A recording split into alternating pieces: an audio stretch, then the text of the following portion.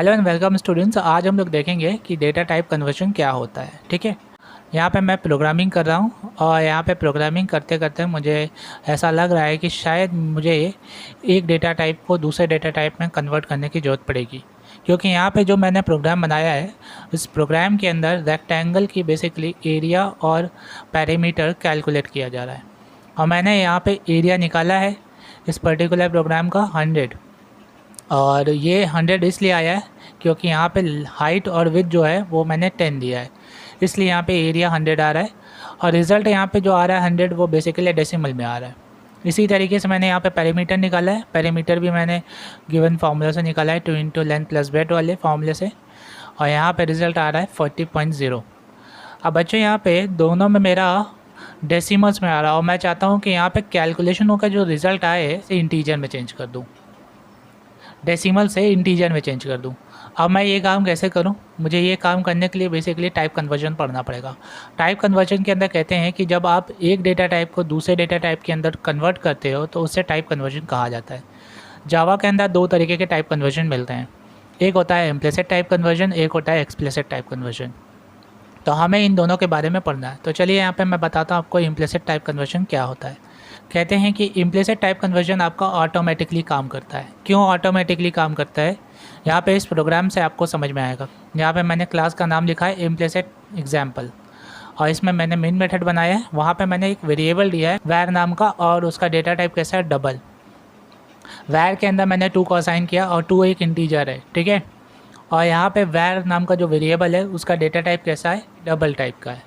तो अब मैं अगर वैर की वैल्यू को प्रिंट कराता हूँ तो रिज़ल्ट क्या मिलेगा आपको, 2 मिलेगा, 2.0 मिलेगा, 2.0 मिलेगा।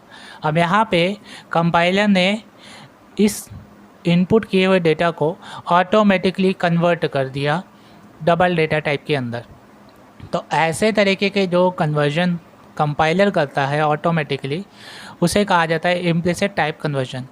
इसका एक और नाम भी, इसे हम लोग ऑटोमेटिक टाइप कन्वर्जन भी कहते हैं, कभी कभी हम इसे टाइप प्रमोशन भी कहते हैं, कभी हम इसको वाइडनिंग कन्वर्जन भी कहते हैं। तो ये 3 नाम भी इनके होते हैं इम्प्लिसिट टाइप कन्वर्जन के, आपको ये भी याद रखना होगा, ठीक है। तो ऐसे तरीके के जो ऑटोमेटिक कन्वर्जन होता है उसे हम लोग इम्प्लिसिट टाइप कन्वर्जन कहते हैं, ठीक है। अब हम बढ़ते हैं यहाँ पे एक्सप्लिसिट टाइप कन्वर्जन की तरफ। बच्चों, एक्सप्लिसिट टाइप कन्वर्जन ऐसा प्रोसेस है जिसमें आप डेटा टाइप को एक डेटा टाइप से दूसरे डेटा टाइप में कन्वर्ट करते हो, लेकिन इसमें मैनुअली करना पड़ता है, यानी कि यूज़र के द्वारा इसमें एक डेटा टाइप से दूसरे डेटा टाइप में कन्वर्ट करना पड़ता है।